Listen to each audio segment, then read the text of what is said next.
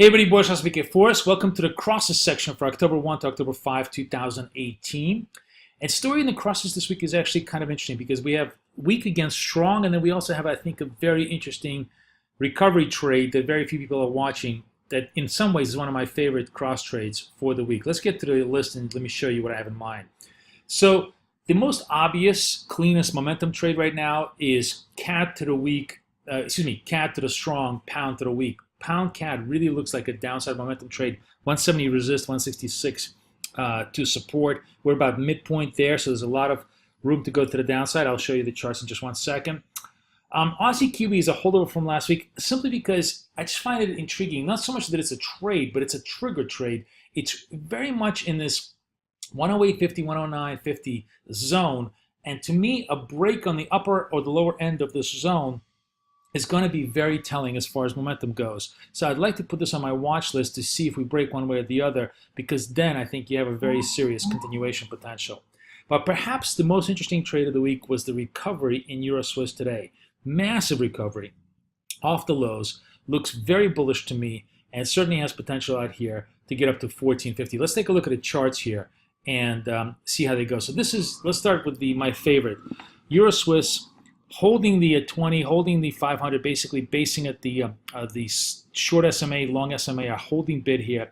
But the price action is what really caught my mind, because look at this massive wick. We basically went from, what was the low here today? It's 1281, 100 point up, practically 100-point recovery move, almost to the start of the day. Super bullish move like that suggests we certainly have 1400, maybe even 1430 in view on a continuation basis. These kind of reversal moves in this particular cross tend to be very, very telling. Here's a much more modest reversal move here, a trade off the tail that comes back up. Here's a reversal the other way.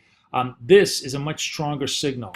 So it certainly is always possible, but it'd be really surprising for us to completely engulf this to the other side. I like this trade because I think it feels like, sort of ironically enough, even though everybody's negative euro and concerned about Italy and so on and so forth, this just is sort of suggesting that the risk-on trade has really overtaken whatever risk-off woes we had, and the trade really looks to be like a good move to the upside.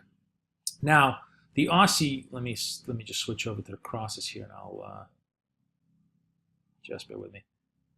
Let's take a look at the Aussie Kiwi. Now, the Aussie Kiwi is, again, this kind of a trade that just could be maddening if you're in a position, but also looks to me sort of at least like a modest bias to the downside. This 108.50, if that's given, that really opens up the scope to move all the way down to the 107.50. It really breaks all of the support here. And you see that the resistance is just held for 5-6 straight days. They've just sold on every top at the 109.50 level.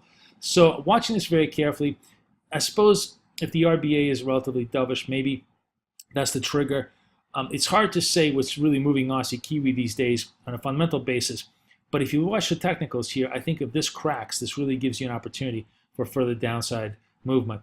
And then finally, the strongest trade momentum-wise, in terms of pairing the weak with a strong, is the pound CAD. The pound CAD broke the 20, broke the 500, took out like 5 days worth of lows in the move today, and certainly suggests that right now it's around 68.50, that we may have more continuation to the downside, possibly all the way up to the 166. These kind of 1-2 very strong candle moves are very emblematic of the pair. Look at this, 1, 2, 3. Sometimes you may have a pause day in between, but the pair, once it catches a bid, tends to have more than 1 day of continuation. Now, we've already had a big move here from 72 to 68, so how much more extension remains to be seen, but I think at very minimum, you might have at least 100 points more continuation as we go to the downside, especially if cable comes under further pressure into the front of the week on weak economic data. This really, to me, is actually sort of the weak economic data argument. If you want to trade cable on a high volatility, high velocity basis